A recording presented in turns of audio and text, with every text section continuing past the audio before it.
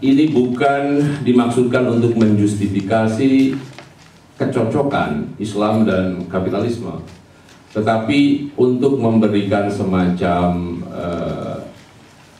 jawaban atau untuk menunjukkan bahwa Islam sebetulnya multi-interpretable. Islam bisa ditafsirkan dengan berbagai macam perspektif, dan kecocokan Islam atau kompatibilitas Islam dan kapitalisme adalah salah satunya.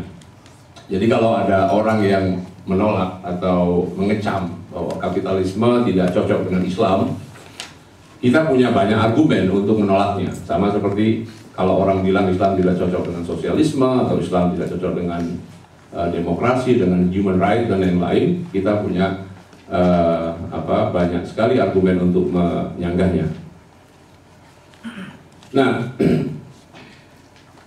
kalau dilihat dari sejarah pemikiran Islam, tadi Said Iman sudah sedikit memberikan pengantar.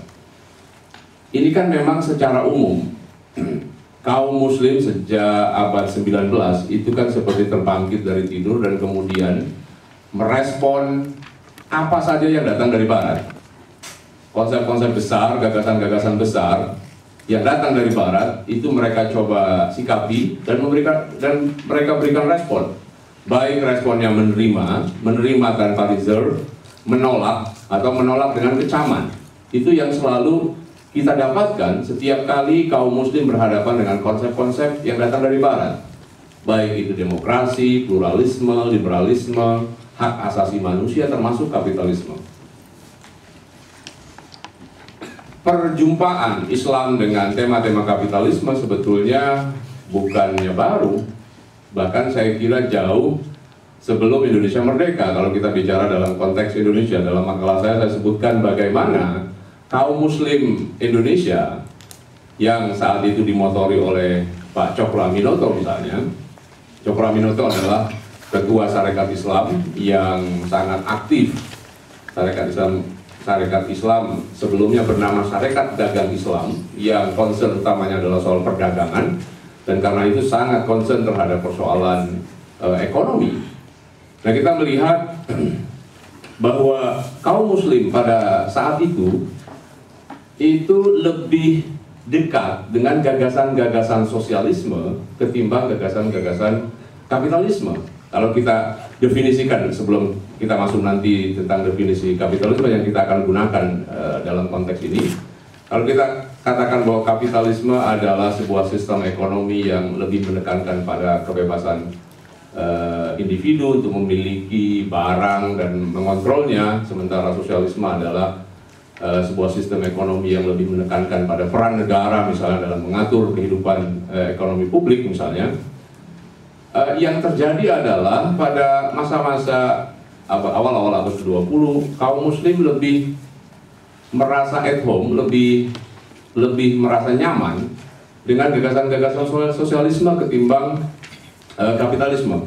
Saya kira bukan hanya persoalan mereka convince atau yakin dengan definisi yang ada atau sistem yang ada, tetapi ada persoalan psikologis yang lebih besar di sana, bahwa sosialisme dalam bentuk yang ekstrem adalah komunisme itu sebuah sistem yang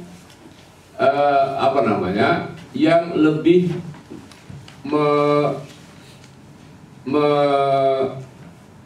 menampung aspirasi perlawanan kaum muslim dan dunia ketiga pada umumnya. Sementara kapitalisme itu lebih menampung aspirasi atau lebih merepresentasikan kelompok kekuatan atau kolonialisme dalam hal ini. Karena itu respon kaum muslim, dan saya kira masyarakat di dunia ketiga pada masa itu lebih bersikap reaktif terhadap, bersikap antagonis juga terhadap kapitalisme, dan lebih bersahabat terhadap sosialisme. Literatur yang kita temukan pada masa-masa itu ya persis merefleksikan ini. Cokroaminoto misalnya menulis buku tahun 1924, menulis buku Islam dan Sosialisme, di mana dia mengatakan bahwa Islam sangat cocok dengan sosialisme, dan Nabi Muhammad berbicara tentang sosialisme jauh sebelum gagasan sosialisme itu dimunculkan di Barat. Sambil mengecam kapitalisme dalam sebuah pidatonya misalnya. Cokroaminoto membeda-bedakan antara apa yang dia sebut kapitalisme berdosa dengan kapitalisme yang baik, kapitalisme yang buruk dan kapitalisme yang baik. Dalam literatur Inggris disebut sebagai sinful capitalism.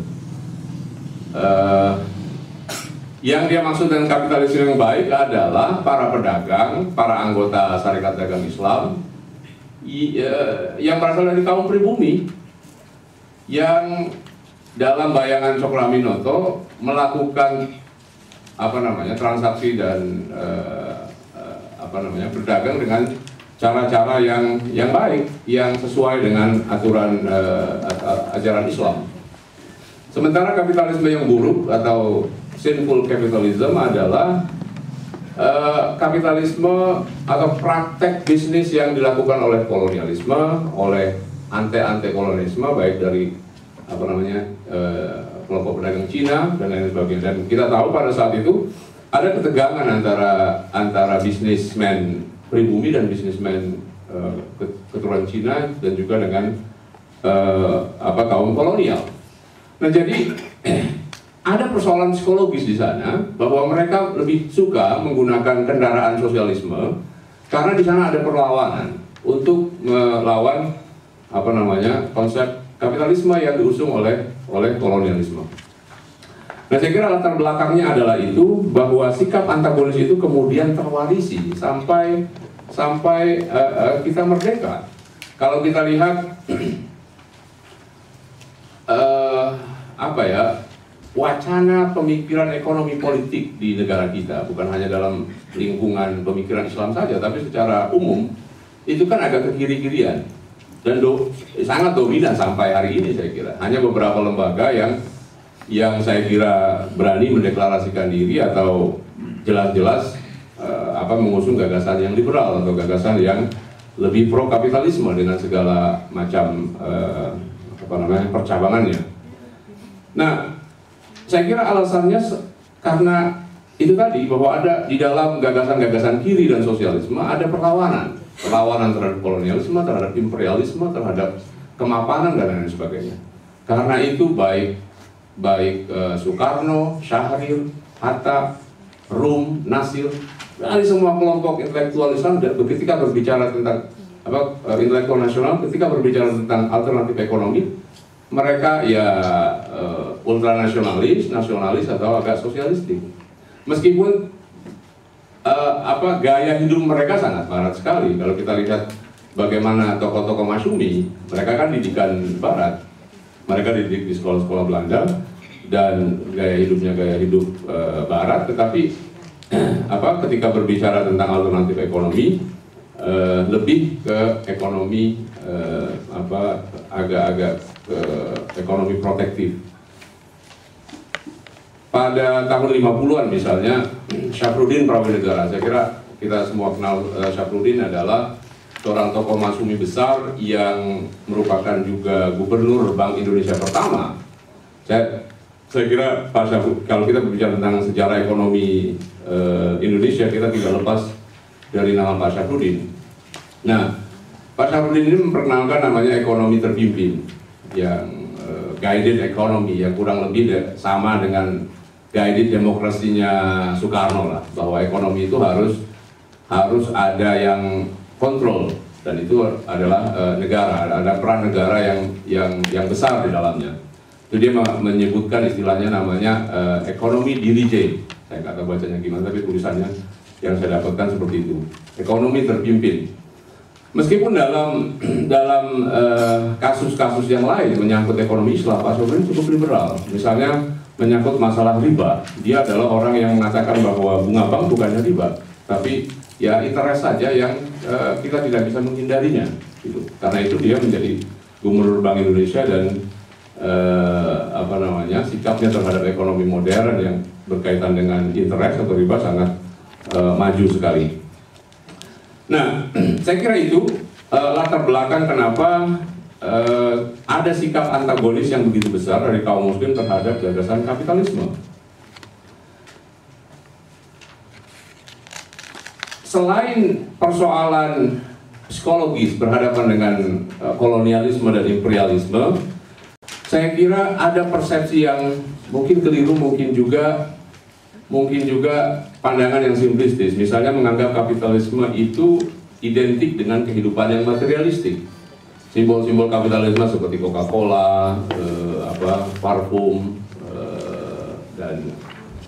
dan mobil-mobil mewah atau simbol-simbol yang mewah lainnya itu diidentikan dengan kapitalisme, sehingga kapitalisme dianggap sebagai sebuah pola hidup atau lifestyle yang materialistik, dan juga kapitalisme dianggap sebagai pola hidup yang hedonis, yang ingin menekankan ke hedonisme ya,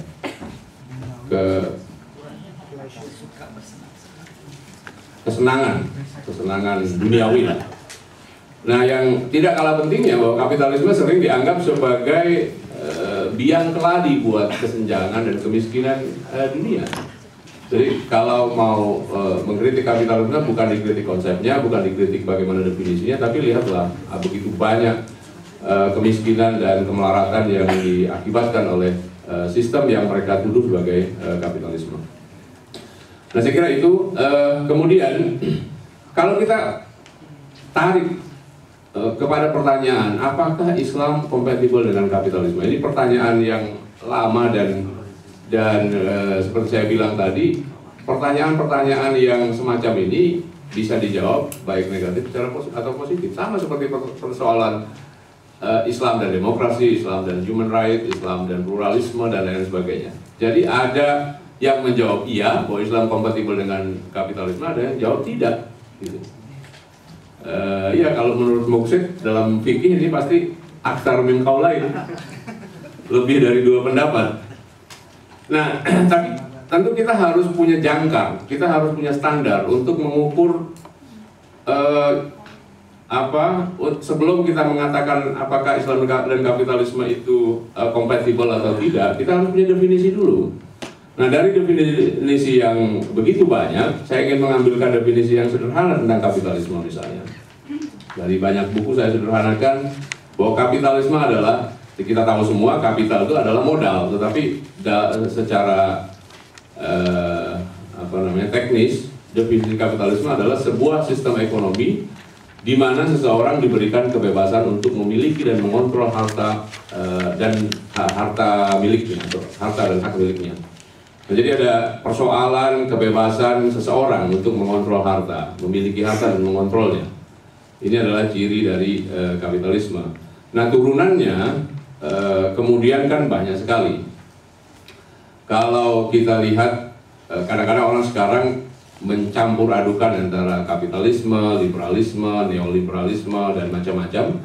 Tetapi kalau kita berpegang pada definisi ini, yang lain-lainnya itu adalah turunan dari kapitalisme. Bahwa kapitalisme menekankan pentingnya properti, pentingnya kebebasan individu untuk memiliki hak milik atau harta, itu kemudian ada konsekuensi lanjutannya. Konsekuensinya apa? Pertama adalah bahwa setiap orang itu harus dibebaskan memiliki kekayaan.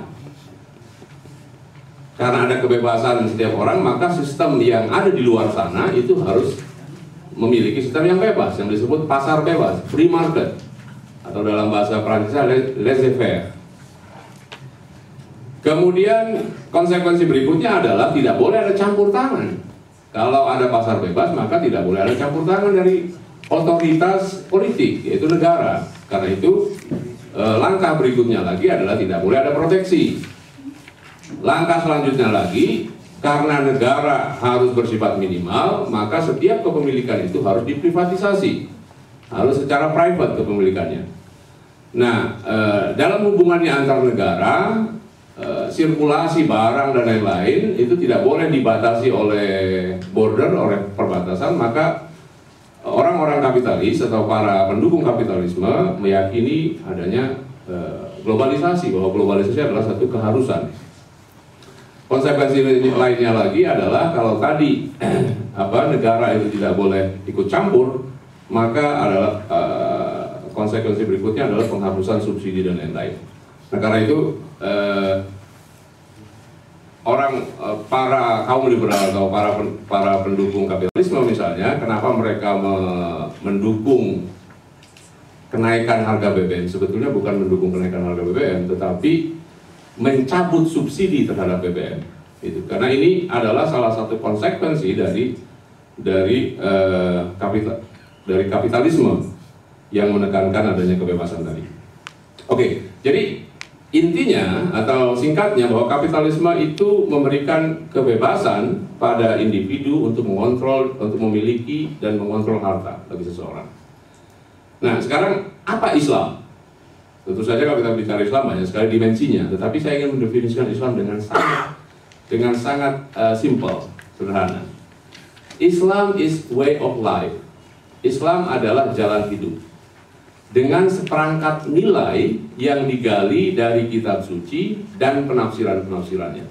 Kalau kita ingin mendefinisikan apa itu Islam, ya Islam adalah agama, cara hidup yang nilainya itu digali dari kitab suci, dari Al-Quran dan penafsiran baik hadis, tafsir, Al-Quran, fikih dan lain-lain sebagainya.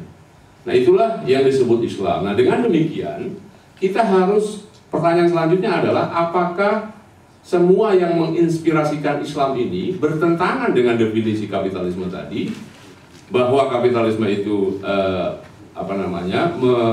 menghormati seseorang untuk memiliki dan mengontrol hartanya.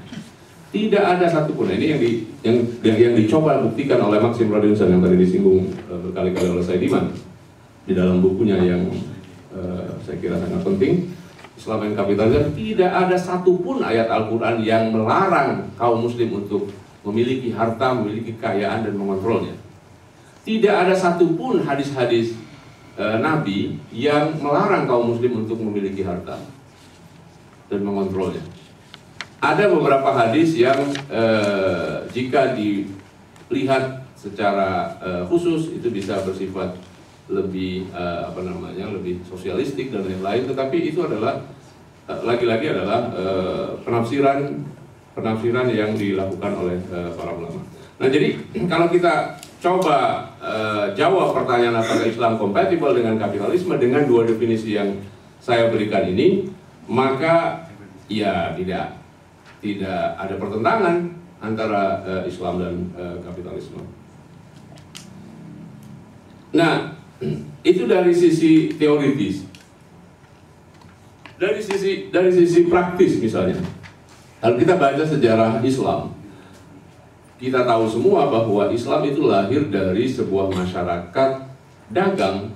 Mekah adalah kota kecil yang cukup dinamis dalam hal perdagangan.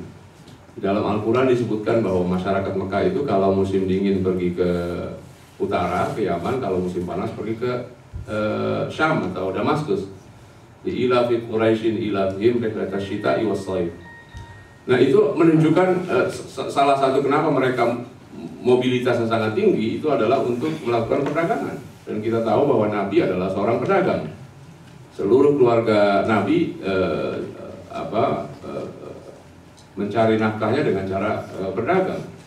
Dan dia kawin dengan seorang janda yang kaya raya, seorang business woman yang sangat sukses. Dan ini menunjukkan betapa Islam muncul dari kondisi masyarakat yang sangat pro terhadap perdagangan, terhadap perdagangan bebas lah kita katakan begitu. Ada globalisasi di sana, globalisasi yang masyarakat Mekah yang ke utara dan ke selatan tiap pergantian musim. Dan sirkulasi komoditas di wilayah itu sangat dinamis sekali, dicatat di buku-buku sejarah. Nah, kondisi semacam ini kemudian ketika Islam berkembang itu diteruskan.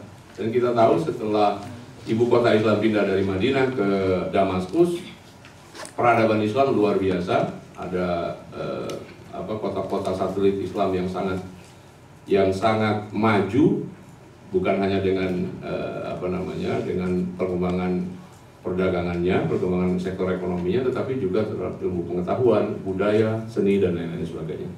Ada sebuah buku yang sangat bagus sekali, The Venture of Islam, karya Marshall Hudson.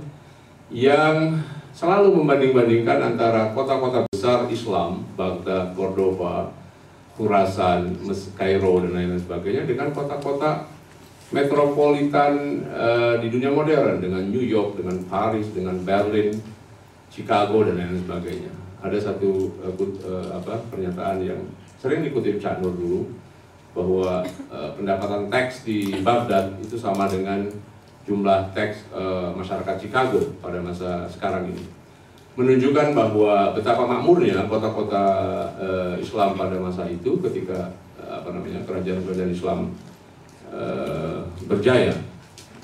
Nah, jadi baik secara teori maupun secara historis, perdagangan dan aktivitas ekonomi adalah sesuatu yang familiar di dalam Islam.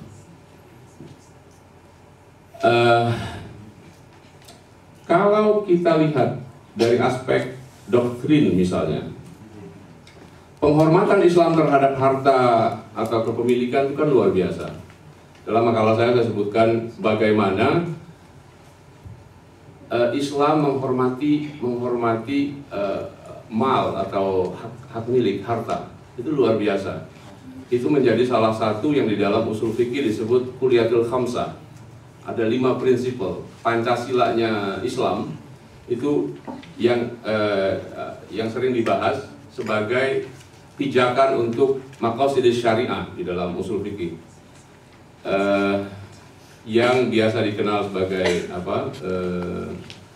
an-nafs, kehidupan, ad-din, agama, al-'ird, kehormatan, dan an-nasl, keturunan. Yang kelima tentu saja al-mal atau harta. Nah, ini Pancasila Islam yang menjadi landasan buat public goods, kebaikan umum, itu kemudian kan diadopsi ketika sampai ke Eropa, beberapa buku-buku Islam sampai ke sana. Kemudian oleh para filosof di Barat itu direduksi sedikit kuliyatul khamsah ini menjadi apa yang oleh John Locke disebut life, liberty, and property. Properti tetap ikut di sana dan itu menjadi elemen yang penting, dan kita tahu kemudian diadopsi lagi oleh Thomas Jefferson yang menjadi salah satu Declaration of Independence-nya Amerika, menjadi life, liberty, and the pursuit of happiness. Kehidupan, kebebasan, dan pencarian akan kebahagiaan. Nah, ini adalah bagian yang harta khususnya atau mal itu menjadi sesuatu yang sangat diagungkan di dalam Islam dan menjadi salah satu sendi dari 5 sendi yang menjadi public good di dalam Islam. Ada beberapa hadis yang mungkin relevan saya sebutkan di sini dan sering sekali dikutip oleh siapa saja yang berbicara tentang Islam dan ekonomi, tentang betapa Nabi ketika hidupnya sebagai seorang nabi dan sebagai seorang pemimpin masyarakat ketika itu sangat katakanlah dalam bahasa sekarang sangat pro pasar. Dalam sebuah hadis yang diriwayatkan oleh banyak sekali perawi, saya kira hadis ini sahih. Suatu ketika ada lonjakan harga yang fluktuatif, yang tidak menentu, sehingga di pasar orang-orang pada ribut. Ini kadang-kadang harga cabai, ada cabai nggak sih waktu itu? Harga cabai sekilo 4.000, kemudian menjadi 5.000, kemudian menjadi 3.000, sehingga para pedagang cemas, ini gimana ini menentukan harga turun naik dengan cepatnya. Kemudian sebagian sahabat datang ke Nabi, ya Rasulullah, tolong deh dipatok nih harga ini, biar kita semua bisa tentram berdagang. Apa jawaban Nabi? Kata Nabi, saya soal naik turun harga atau mematok harga bukan kapasitas saya, itu hak Allah, itu hak Tuhan. Innallaha musa'ir, Tuhan itu adalah pematok harga. Jadi biarkanlah harga itu bekerja di pasar. Nah, dalam konteks ekonomi modern, ini kan sebetulnya sunnatullah, sesuatu yang dilepaskan berjalan sebagaimana dia. Itu adalah sunnatullah dan hanya Allah yang tahu itu. Dalam konteks ekonomi modern ini kan disebut invisible hand. tangan yang tidak tampak yang diperkenalkan oleh Adam Smith, kita tahu semua. Nah jadi ini yang sering dikutip, yang kemudian oleh Radenson sendiri disebut di sini bahwa Nabi sangat pro pasar dalam tingkat tertentu. Ada satu hal, kalau kita berbicara tentang sikap-sikap antagonis kaum muslim terhadap kapitalisme, seperti sudah saya singgung sedikit, adalah soal keadilan sosial atau keadilan secara umum. Nah, sebetulnya tidak ada hubungan langsung antara keadilan dan kapitalisme kalau kita mau melihat, karena kapitalisme adalah sebuah sistem ekonomi yang menekankan kepemilikan dan bagaimana individu mengelolanya, sementara keadilan adalah konsep moral atau konsep etika. Tetapi di dalam filsafat biasanya pembahasan tentang keadilan itu berbicara tentang distribusi, bagaimana sebuah distribusi itu dibagikan secara rata. Karena itu biasanya ada satu konsep yang disebut distributive justice, keadilan distributif. Nah, kita berbicara tentang kapitalisme karena itu selalu dikaitkan dengan persoalan keadilan sosial. Saya tidak tahu bagaimana mengaitkan dua konsep ini, tapi saya ingin mengontraskan begini. Masalah keadilan kalau kita lihat itu kan sebetulnya adalah masalah technicalities, masalah teknis bagaimana kekayaan itu didistribusikan, bagaimana sebuah negara atau masyarakat yang memiliki kekayaan kemudian mendistribusikannya kepada masyarakat. Nah, Islam sendiri kalau kita lihat itu tidak pada awal-awal ya, itu tidak berbicara tentang konsep keadilan seperti yang disebutkan dalam wacana filsafat sekarang. Ada istilah al-adalah, tetapi di dalam teologi itu selalu berbicara tentang al-adalah al-ilahiyah, tentang keadilan Tuhan. Bukan al-adalah al-ijtimaiyah, keadilan sosial. Istilah al-ijtimaiyah itu diperkenalkan saya kira oleh Said Qutb dan beberapa pemikir ekonomi muslimin, dan lagi-lagi ini didorong oleh semangat sosialisme, semangat yang lebih bersifat atau cenderung sosialisme untuk mengkritisi sistem kapitalistik atau sistem yang berbau kapitalistik. Nah jadi ini adalah persoalan baru yang kemudian dikait-kaitkan dengan dikaitkan oleh sebagian para pengkritik kapitalisme sebagai kelemahan-kelemahan sistem ini. Nah, kalau kita berbicara tentang distribusi, kalau keadilan itu adalah persoalan distribusi kekayaan, saya bukan ahli di sini, tapi saya ingin berpikir secara sederhana. Tadi Mas Daum nanti tolong dikontrol ya, tolong dibenarkan kalau keliru. Kalau kita lihat negara-negara maju yang menggunakan sistem welfare state, negara kesejahteraan, itu kan persoalannya ada kekayaan yang didistribusikan. Negara-negara seperti negara Skandinavia, Australia, Kanada, dan lain-lain, itu mereka mengumpulkan kekayaan dulu, baru kemudian mendistribusikannya. Itu tadi yang saya sebut sebagai bahwa justice itu adalah persoalan technicalities, persoalan teknis bagaimana kekayaan itu didistribusikan. Pertanyaan selanjutnya yang lebih penting menurut saya, bukannya bagaimana mendistribusikan kekayaan itu, tapi bagaimana kita menemukan cara untuk mengumpulkan kekayaan yang cepat atau mengumpulkan kekayaan itu. Dan kalau kita lihat literatur ekonomi misalnya, sejauh yang bisa saya baca, bahwa salah satu cara yang ampuh untuk akselerasi ke pertumbuhan ekonomi dan lain-lain sebagainya, itu adalah dengan cara yang ekonomi yang terbuka, ekonomi yang liberal, ekonomi yang kapitalistik yang liberal. Ada banyak sekali buku berbicara tentang ini. Salah satunya yang saya sebut itu adalah bukunya freedom in defense of global capitalism. Itu banyak sekali, ada bukti-bukti, ya, bukti-bukti tentang betapa setelah era kapitalisme, setelah era industri, masyarakat dunia itu terangkat dari garis kemiskinan, masyarakat dunia tiba-tiba menjadi sejahtera, angka kemiskinan itu hilang begitu besar atau berkurang paling tidak. Nah, ini adalah yang terpenting. Kita menemukan cara setelah itu baru menemukan cara bagaimana mengumpulkan kekayaan atau harta. Setelah itu bagaimana mendistribusikannya. Dan saya kira ini yang terjadi di negara-negara welfare state, bahwa pada dasarnya mereka menganut sistem ya ekonomi liberal dengan segala gradasinya. Kemudian setelah mereka kaya raya, kemudian mereka mendistribusikan itu dengan sistem yang disebut welfare state. Nah,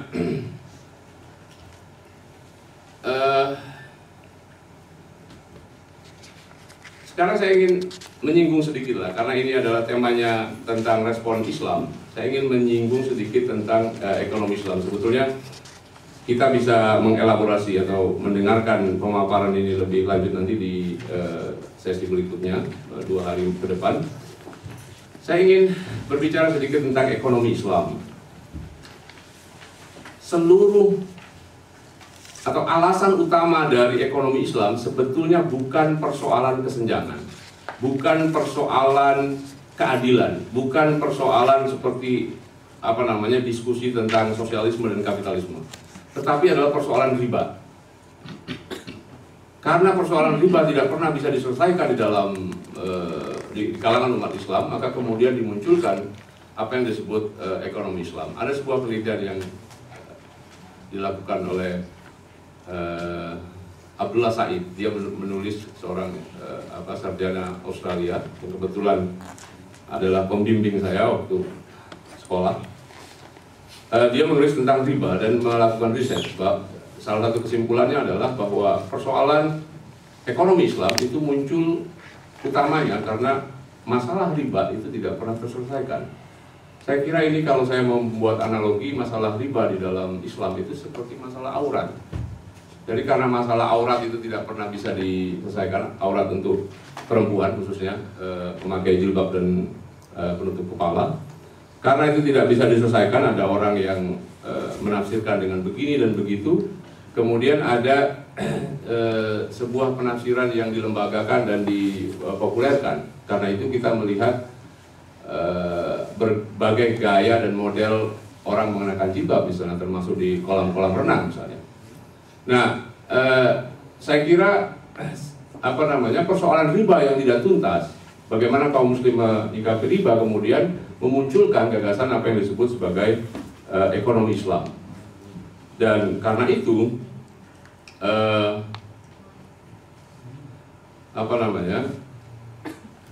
inti dari ekonomi Islam itu adalah ekonomi yang berusaha menghapuskan prinsip riba itu. Karena itu, kalau kembali ke pertanyaan kita, apakah Islam kompatibel dengan kapitalisme, ada sebuah buku yang mengatakan bahwa Islam pada dasarnya capitalism without riba. Pada dasarnya Islam adalah kapitalisme, ekonomi Islam adalah kapitalisme, tetapi dengan upaya untuk mengikis unsur-unsur riba di dalamnya. Saya bukan ahli ekonomi Islam, tetapi kalau saya lihat istilah-istilah yang digunakan karena menggunakan bahasa Arab, itu kan sebetulnya adalah istilah-istilah bahasa Arab dari istilah-istilah ekonomi yang dikembangkan di ekonomi umum, seperti mudharabah, musyarakah, murabahah, dan lain-lain. Itu adalah istilah-istilah yang dikembangkan dalam ekonomi biasa saja.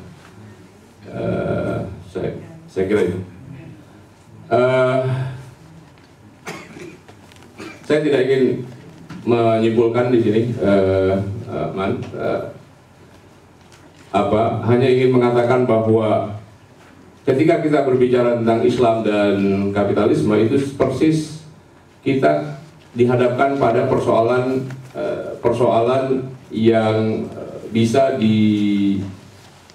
disikapi atau dinilai secara ganda, baik pro maupun kontra, baik negatif maupun positif.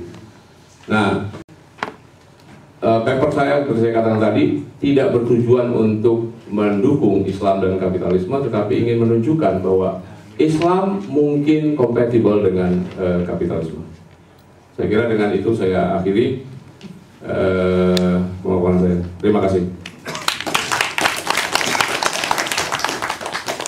Ya, apa yang dikemukakan oleh Mas Lutfi tadi tentu mengingatkan kita pada teori lama soal bicara soal kapitalisme dan lain sebagainya. Jadi orang-orang seperti orang-orang Marxian, misalkan Karl Marx yang menolak bahwa sosialisme tidak muncul dari Asia karena di Asia tidak ada kapitalisme karena mode produksinya berbeda, Asiatik mode produksinya berbeda, sehingga agak sulit dibayangkan sosialisme muncul di sana. Tetapi kemudian juga sebetulnya apa yang dikemukakan oleh Mas Lutfi juga menjawab keraguan orang pemikir-pemikir awal semacam Max Weber yang mengatakan bahwa Islam juga tidak mungkin karena itu tidak sama dengan etika Protestan yang di dalamnya Protestan memberi keleluasaan kepada secara teologis orang-orang Protestan dimungkinkan untuk mencari kekayaan duniawi semacam itu adalah bagian dari ibadah dan lain sebagainya, sementara Islam tidak ada semacam itu.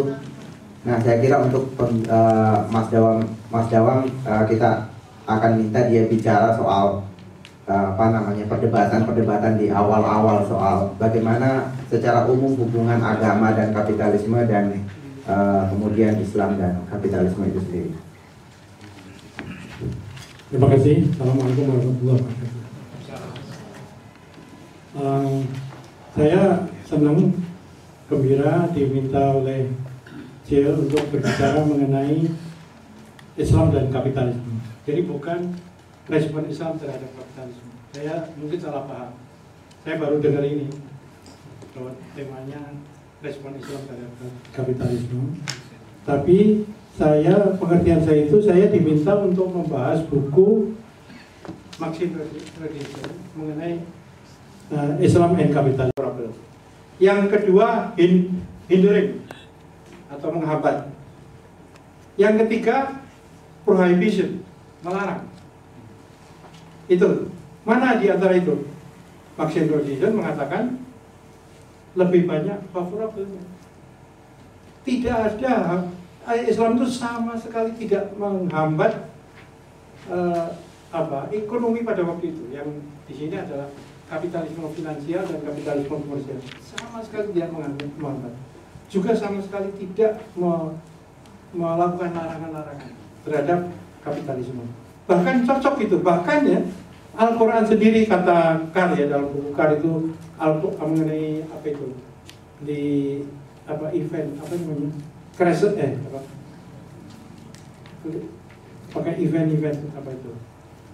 Karl itu mengatakan bahwa bahasa Al-Quran itu bahasa komersial. Hal adullukum ala tijarah misalnya. Ini saya niru Moxet ya. Tapi sampai itu saja.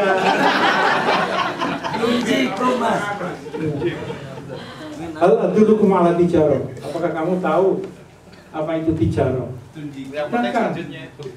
Dan lain-lain banyak sekali gitu. Soal untung rugi. Apa yang wal asri inal sering bahwa manusia berada dalam kerugian. Rugi itu kan istilah komersial. Dan sebagainya banyak sekali. Dalam buku itu disebutkan itu. Dan kalau dia salah dulu pernah dibahas juga di Ulumul Quran. Di Ulumul Quran. Jadi kenapa bahasa Al-Quran itu bahasa komersial?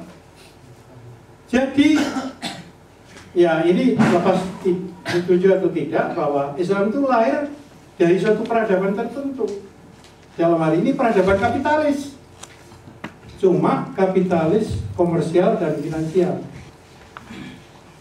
Nah, tahap kedua, classical capitalism itu disebut juga sebagai industrial capitalism. Nah, kalau dalam komersial kapitalisme dan dan financial capitalism itu, Islam itu kompatibel, tidak menghambat dan tidak melarang. Bagaimana dalam kapitalisme industrial?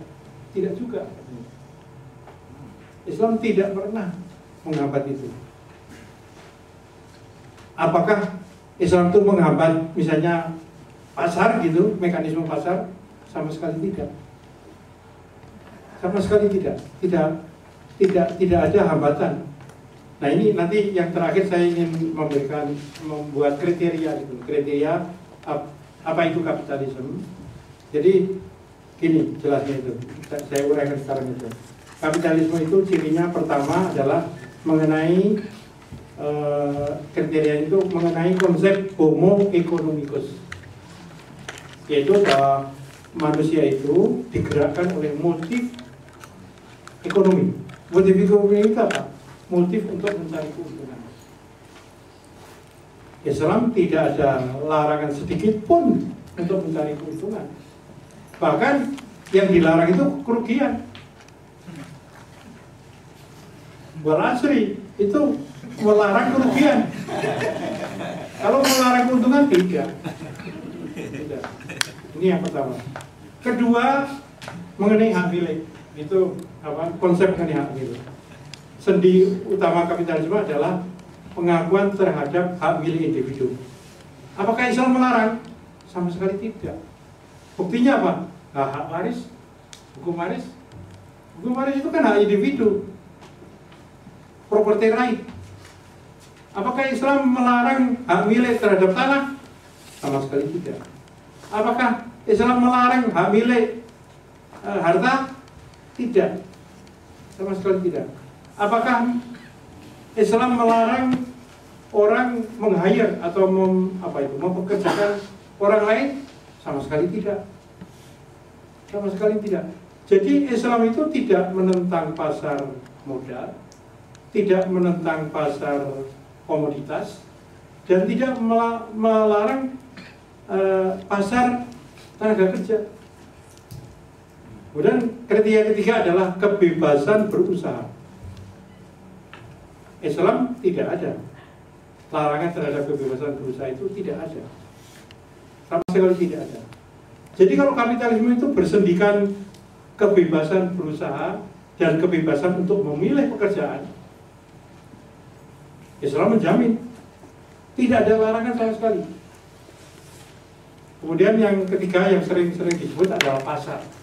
Tadi sudah saya sebutkan, pasar tenaga kerja, pasar modal, dan pasar komoditas, itu tidak ada larangan dalam Islam. Nah, kemudian yang kriteria kapitalisme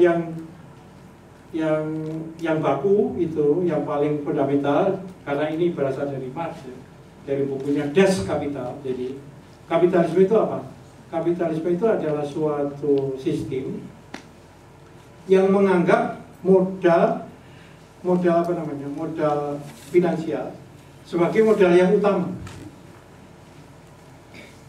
the main capital, modal utama, yaitu modal finansial itu. Tidak. Buktinya ya, ini saya mau mendalil lagi. Wajah hidup fisabilillahi bi amwalikum wa anfusikum.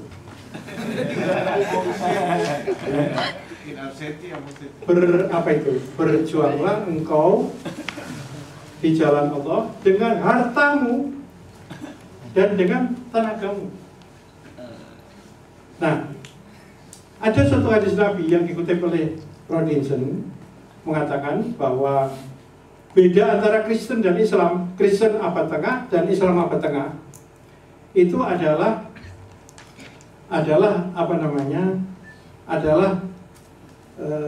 apa tadi? Belum dibilangin lah. Sama Islam. Kenapa? Belum sampai situ tadi. Iya, enggak, iya. Beda Islam dan Kristen. Oh iya. Mengenai perdagangan ya, mengenai perdagangan.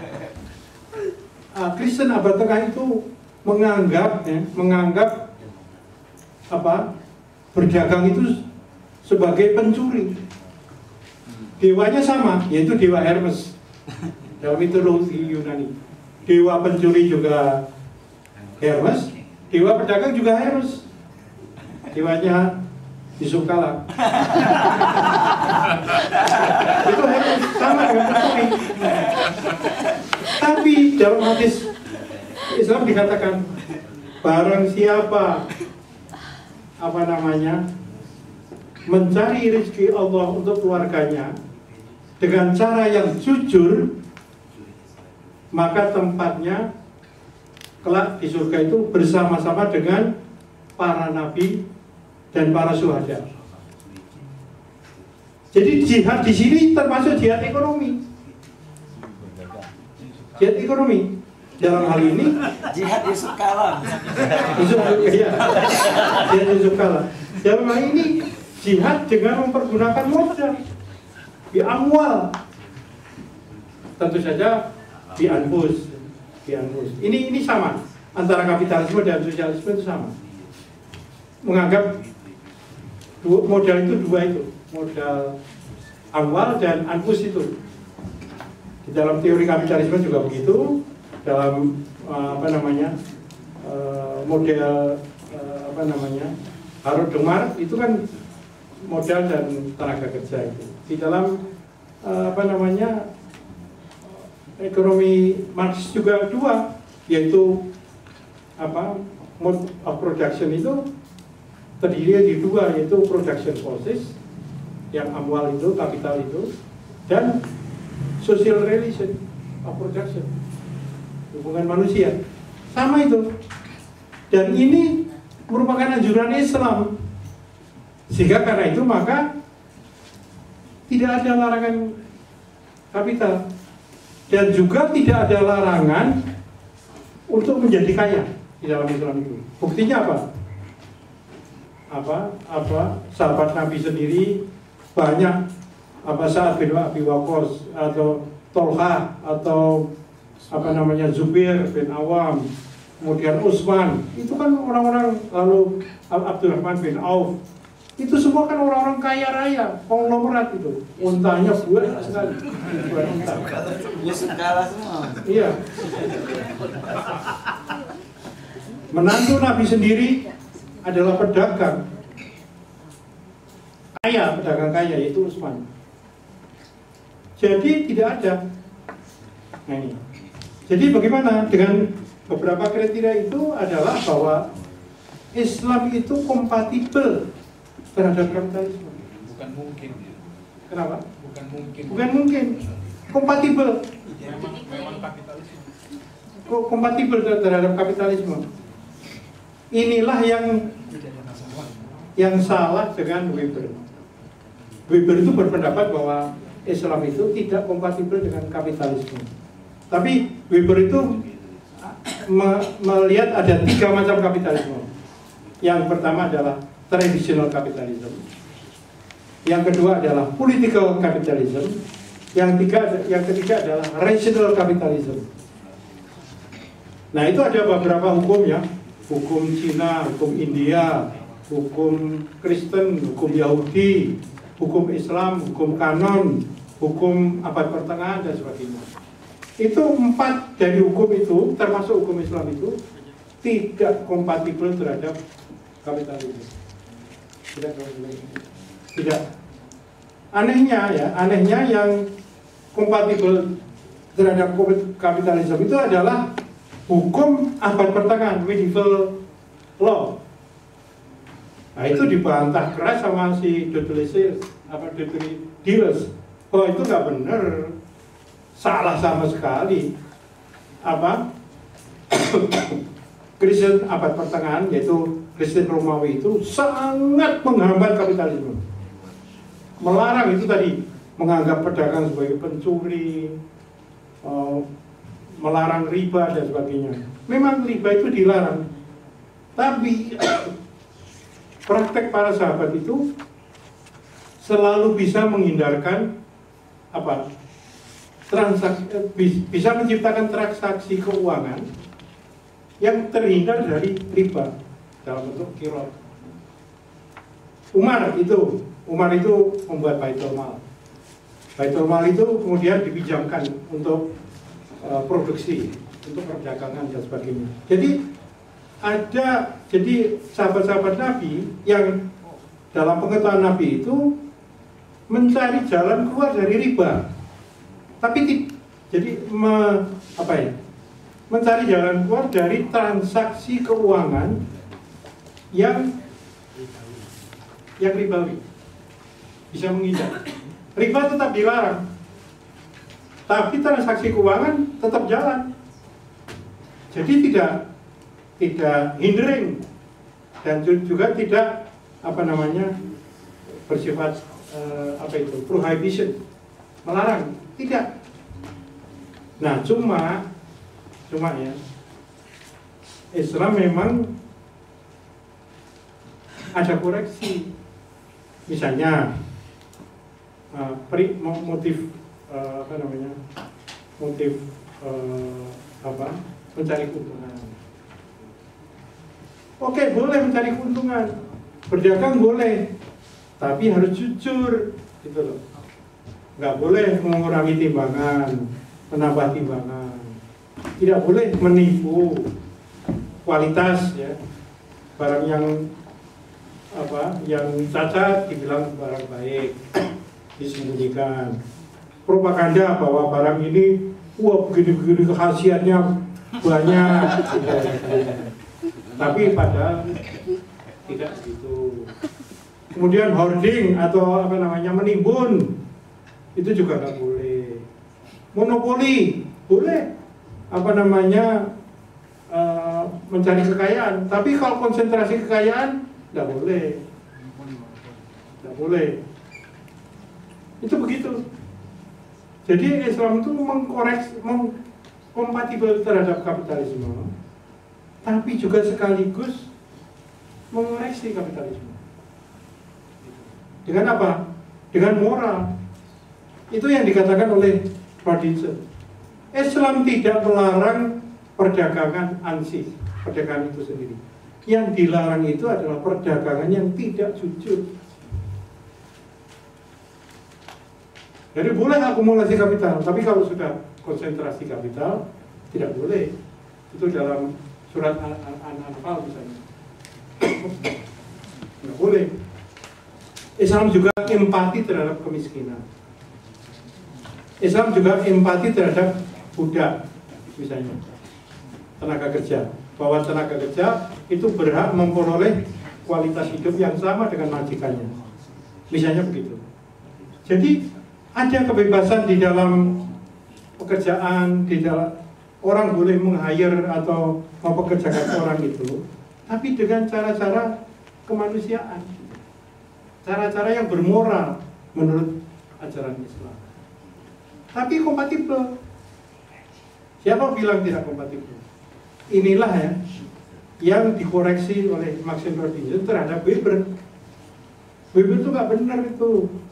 Weber itu, kata si Brian Turner, Weber itu nggak tahu mengenai Islam itu. Masa etos Islam itu hedonisme dan keprajuritan. Tapi kata Nofri benar juga ya, Fri ya. Hedonisme dan keprajuritan ada tanda-tanda itu. Tapi tidak itu. Islam menganjurkan hidup hemat, efisien, kerja, dan seterusnya, kerja keras, ihsan atau memperbaiki kualitas kerja dan sebagainya. Takwa, kalau Oliver Roy itu bilang sebetulnya Islam itu mengontrol ekonomi dengan takwa, yaitu pengendalian diri.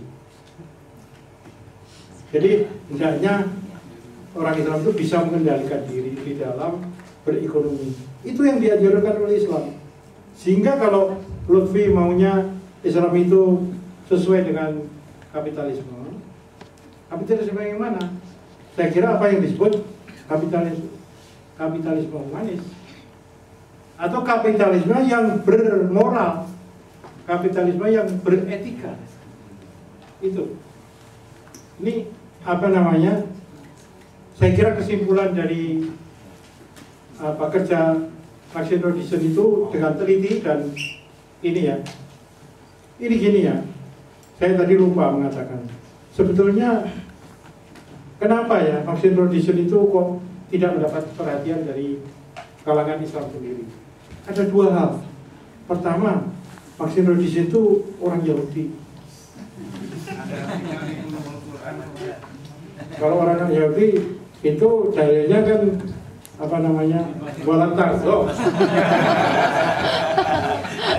Walantarzo itu berlaku selamanya, walantarzo itu nggak ada perubahan. Satu itu. Kedua, jadi dia itu anak Yahudi ya, anak ketua Serikat Buruh Yahudi. Makanya anaknya kemudian selain Yahudi juga Marxis. Loh, ini maksudnya vaksin tradition itu apa? Apakah dia itu apa bukan mengutuk ya, tapi mengatakan nggak benar itu orang-orang Islam itu yang mengatakan bahwa Islam itu lebih dekat dengan sosialisme. Islam itu kapitalis. Nah, itu kan apa negatif ya, pilihan ini negatif. Konspirasi Yahudi. Ya, ya. Atau sebaliknya, dia menganggap bahwa Islam itu sebetulnya kompatibel terhadap kapitalisme. Tidak seperti pandangan si Weber itu yang tidak tahu pengetahuan mengenai Islam itu. Islam itu kompatibel dengan kapitalisme. Nah, gitu. Nah, itu ya, apa namanya? Jadi beginilah sebetulnya situasinya. Nah, kemudian seperti yang saya katakan, kapitalisme itu berkembang secara bertahap. Sekarang kalau kita itu bicara dengan kapitalisme yang mana? Kapitalisme tradisional, kapitalisme politik, atau kapitalisme rasional? Kalau kapitalisme tradisional, ya kompatibel. Kalau kapitalisme politik, tidak. Karena Islam melarang kekerasan, melarang riba. Riba itu kan kekerasan struktural. Paksa, secara paksa ya, apa namanya, dengan mempergagal. Inevitable, tidak bisa dihindarkan. Jadi semua bangsa-bangsa di dunia, semua masyarakat di dunia, mau tidak mau akan memasuki tahap kapitalisme. Dan tahap kapitalisme itu, tahap sosialisme itu tidak akan terjadi sebelum ada kapitalisme lebih dulu. Nah, Rusia pada zaman Lenin, ya, pada zaman Lenin itu dia mempertahankan negara sosialis, tapi kembali lagi ke kapitalis dalam economic policy itu tahun 27 itu. Kembali ke kapitalisme. Mao Zedong juga gitu. Mao Zedong itu juga mau koreksi itu. Ini namanya kata Lenin, ini adalah sosialisme yang kekanak-kanakan. Kapitalisme apa sosialisme ya? Yang jelas bukan taman kanak-kanak ya. Karena apa? Melompat sehingga gagal. Karena itu maka Rusia, Eropa Timur, Cina itu retreat ke kapitalisme dulu.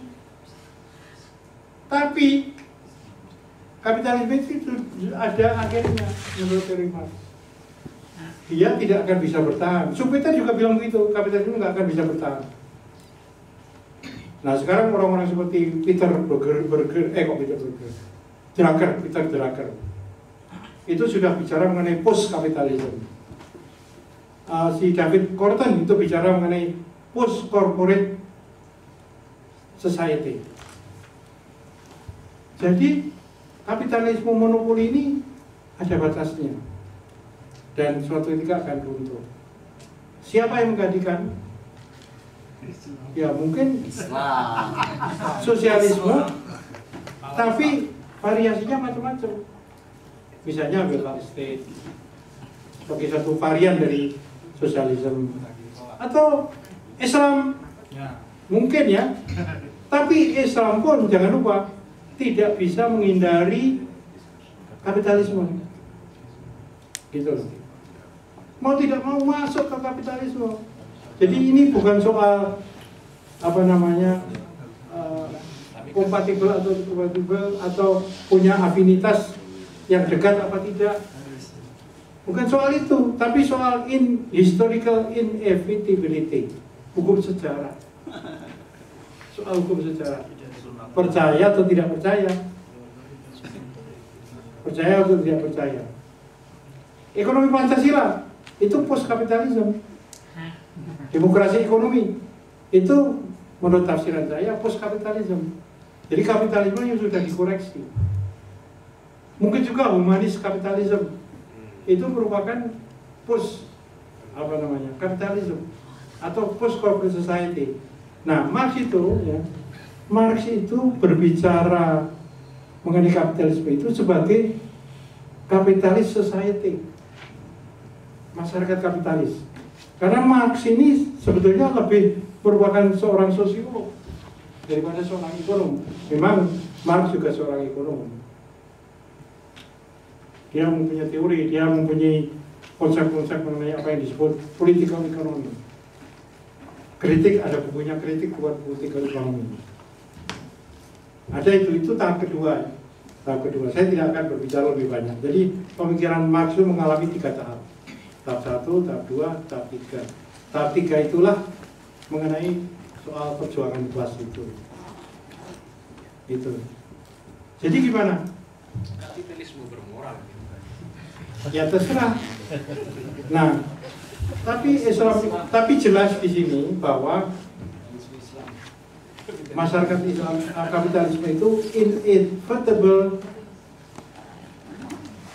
dalam masyarakat Islam.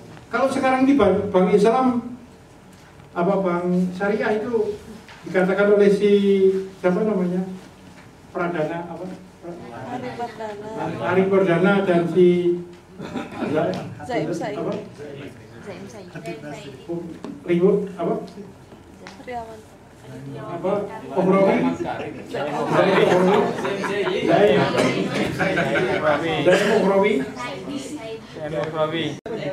bukan Zaim Ohrawi ya bukan Zaim duniawi loh. Zaim Ohrawi. Kalau Zaim duniawi itu anti banget kapitalisme, anti banget.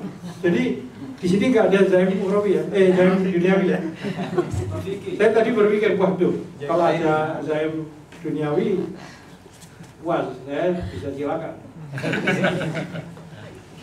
Karena dia begitu anti, dia mengatakan bahwa Islam itu anti kapitalisme. Tapi apa itu argumennya? Nggak ada argumennya, tidak ada argumen teoritisnya.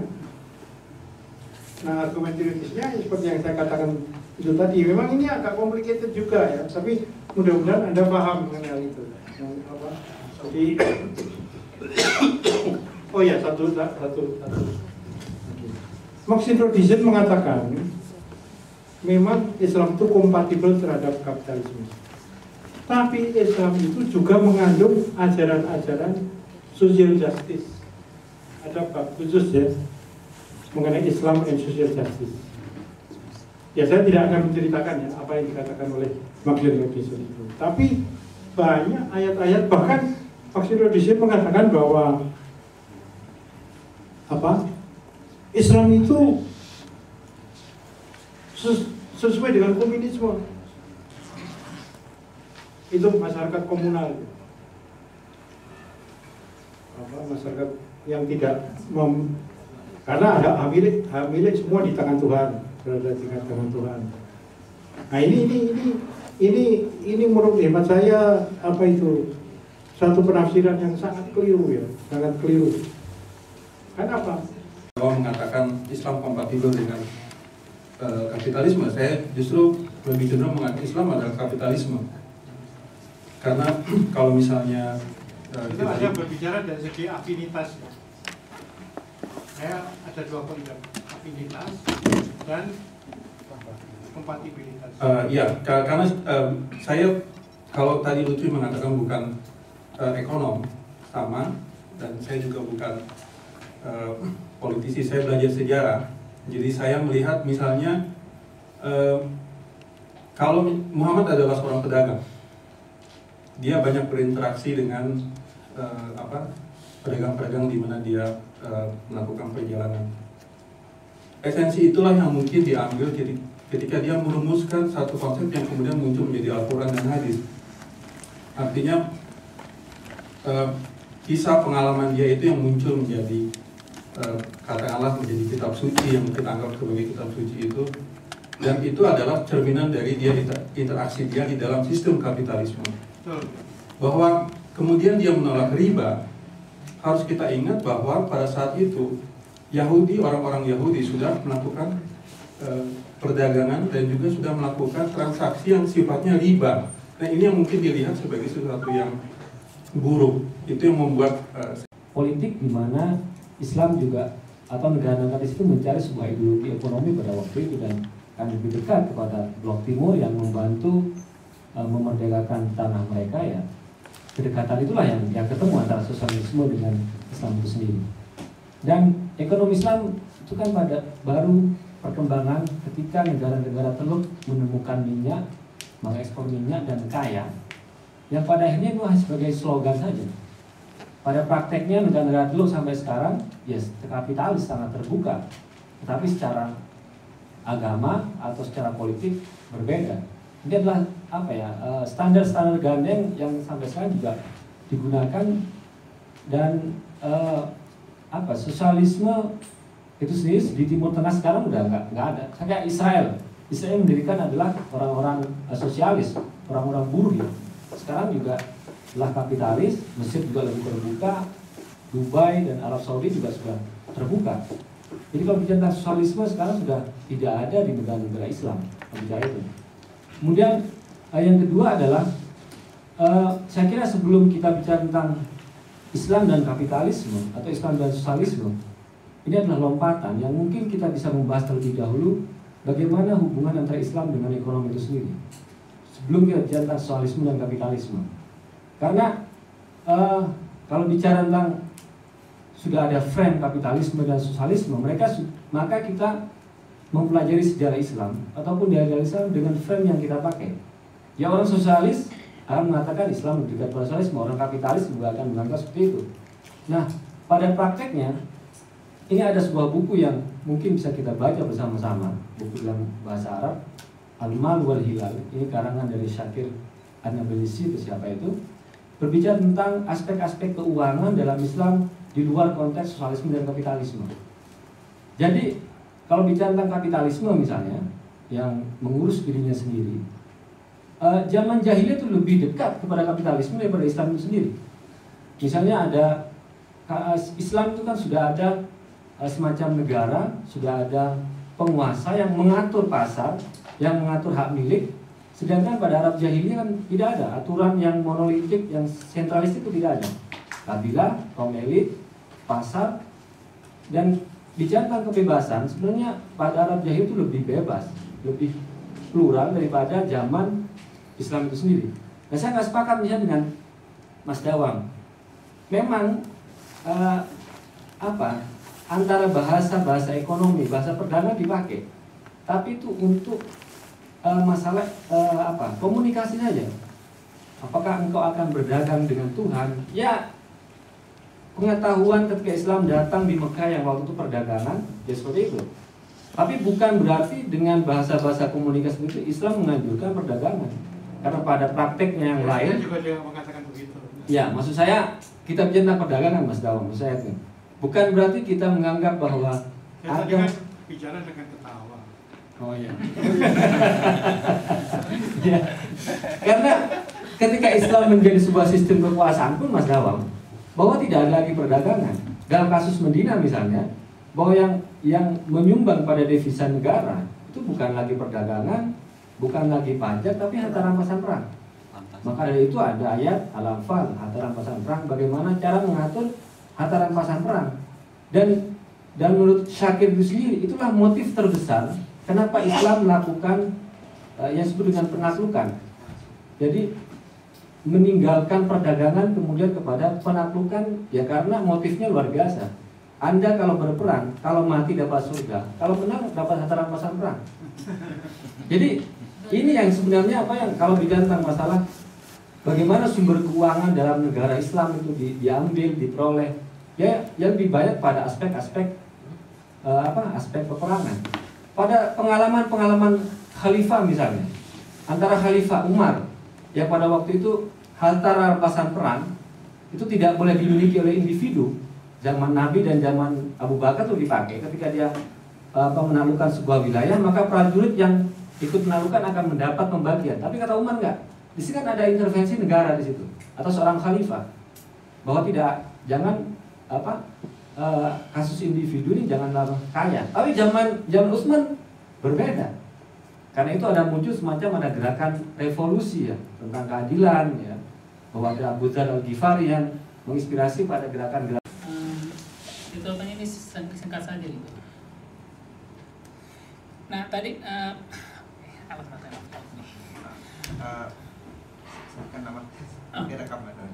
Nama saya Yohanes Sulaiman. Kristen atau Katolik? Kristen biasa saja. Etika Protestan ya. Ya, ini saya double kapital ini, udah Kristen, Cina lagi. Semua kapitalis ini. Nah, pertanyaan pertama saya itu tadi kan Mas Lufti itu membuat satu argumen bahwa kelihatannya Islam di Indonesia itu sangat sosialis karena memang itu kan karena karena tokoh-tokohnya sendiri itu kan memang belajar dari Leiden dari Belanda tentang sosialisme. Tapi sisi lain juga pertanyaan saya, bagaimana, apakah mungkin kita ambil semacam counterfactual di sini, bahwa kalau mereka dikirimnya ke Amerika waktu itu, mungkin yang mereka pelajari kapitalisme. Jadi Islam yang berkembang di Indonesia pun seperti Muhammad Hatta atau Natsir, kemudian Syafruddin Poin Negara itu semuanya itu kapitalis gitu, Islam secara kapitalis.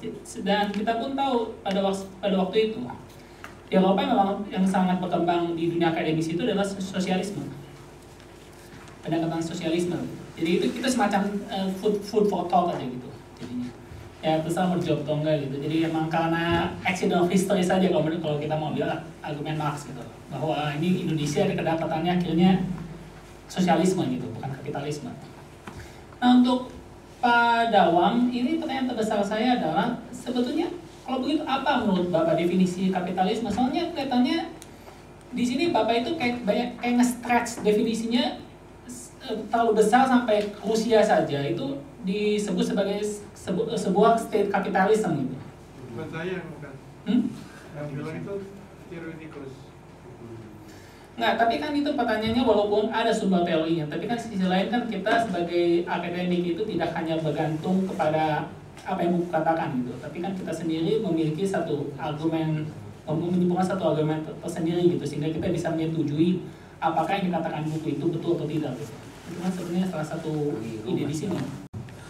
Dan sebetulnya ini pandangan yang sangat radikal sekali Mas Dawam, dan saya, pada tingkat tertentu saya senang itu seperti yang tadi dikomentari Monet, bahwa pada dasarnya dunia ini semua berjalan berdasarkan kapitalisme. Sosialisme ya pelengkap saja lah, atau klaim-klaim yang tidak terbukti gitu, kalau itu dipahami secara positif. Tetapi mungkin buat sebagian orang mengartikan itu ingin mengatakan bahwa sosialisme itu nggak runtuh, yang runtuh adalah kapitalisme gitu. Nah tapi lagi bisa dijawab lagi bahwa ya itu kapitalisme itu kan punya mekanisme perbaikan diri, ada mekanisme perbaikan dalam dirinya, sehingga kalau ada yang runtuh dia bisa recovery lagi gitu.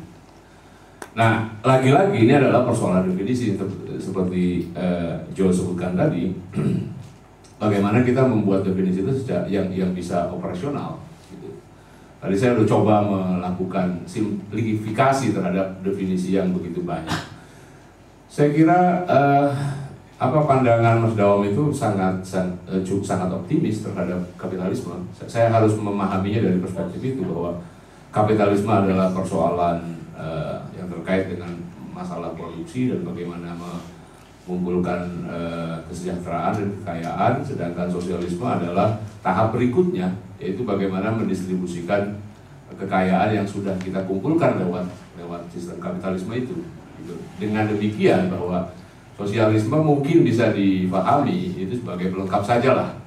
Kalau kira-kira seperti dalam bagian akhir presentasi saya tadi, untuk mencari kekayaan ya kita harus menggunakan sistem yang liberal, yang kapitalistik. Untuk mendistribusikannya baru memakai konsep yang agak sosialistik. Itu kan yang dipahami oleh sebagian orang dengan konsep welfare state, bahwa itu adalah berbau sosialisme, padahal sebetulnya dia dipayungi oleh sistem ekonomi yang liberal. Saya kira itu. Kemudian yang terkait dengan soal pertanyaan, saya lompat aja nih, soal kenapa para intelektual dan tokoh Indonesia itu cenderung bersikap sosialis. Saya kira bukan persoalan mereka sekolah di Belanda atau di mana. Saya kira situasi politik dan psikologis pada masa itu ya mendorong mereka untuk bersifat sosialistik sebagai perlawanan terhadap kolonialisme. Saya kira itu pada dasarnya. Dan mereka lebih suka menggunakan jalur-jalur sosialisme ketimbang kapitalisme yang akan dengan mudah diperangkap oleh atau dituduh sebagai agen kolonialisme. Saya kira persoalannya itu, mau mereka sekolah di Amerika atau di Belanda kan bukan sepenuhnya sosialis. Ada banyak pemikiran ekonomi liberal di sana, bahkan partai yang berkuasa itu partai liberal. Waktu ada yang disebut pencerahan atau the death of honor, yang kemudian terjadi kebangkitan nasional, itu kan yang berkuasa partai liberal, yang ekonominya sangat liberal.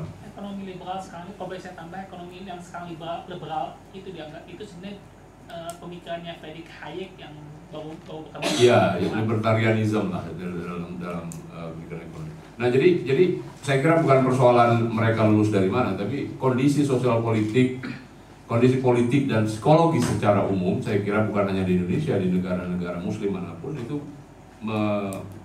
mendorong mereka untuk mengambil sikap itu.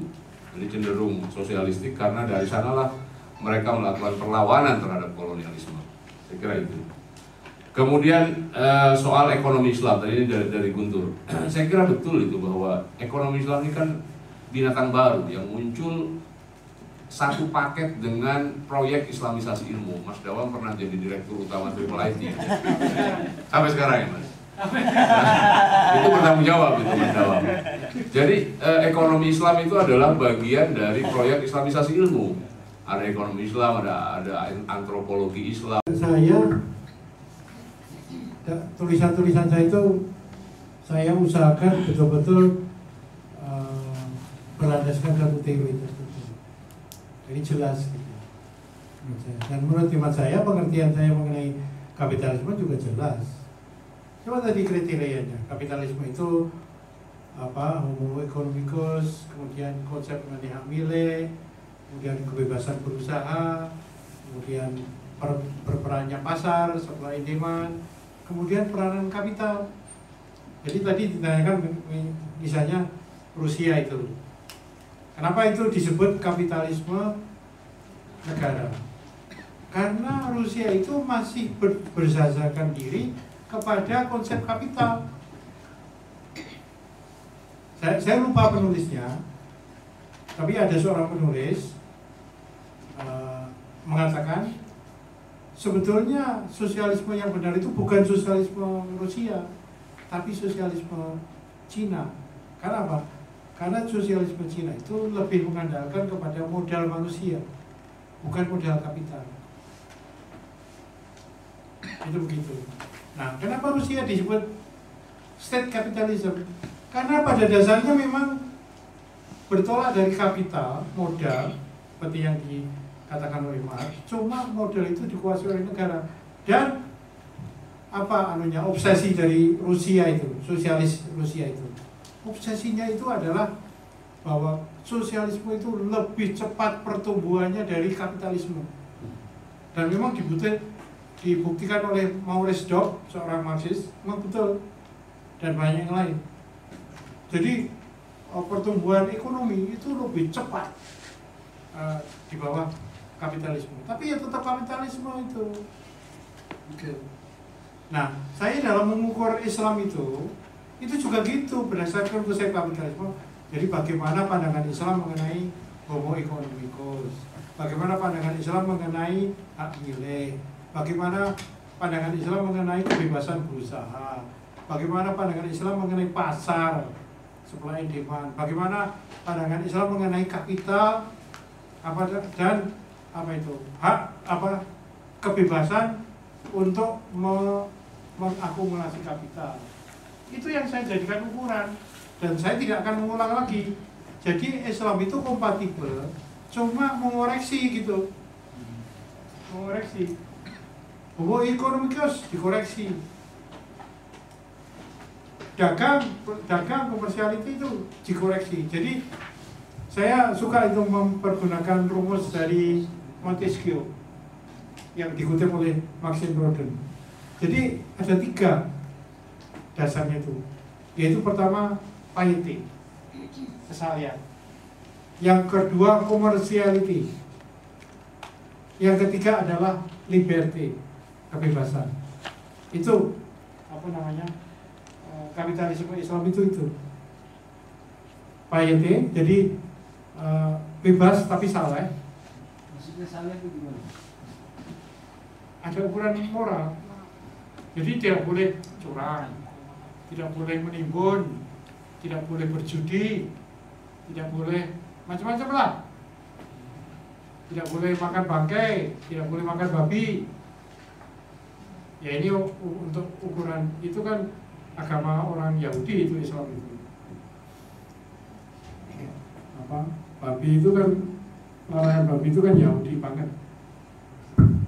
Itu jadi piety itu ciri dari apa yang disebut ekonomi Islam itu, piety itu. Piety, commerciality, and liberty. Itu semua ada dalam Islam. Jadi apakah Islam itu, ekonomi Islam itu yang sekarang dicoba tidak dikembangkan, berbeda dengan kapitalisme? Oh iya, beda. Berbeda. Seperti misalnya ya, transaksi saham derivatif itu riba, bubble ekonomi itu riba, nggak boleh dalam Islam. Islam mengoreksi. Kalau dalam ekonomi liberal tidak. Jadi kapitalisme itu ya ditandai oleh kecanggihan rekayasa keuangan, luar biasa canggihan. Tapi justru kecanggihannya itulah yang menjerumuskan. Sehingga sebetulnya yang gagal itu bukan kapitalisme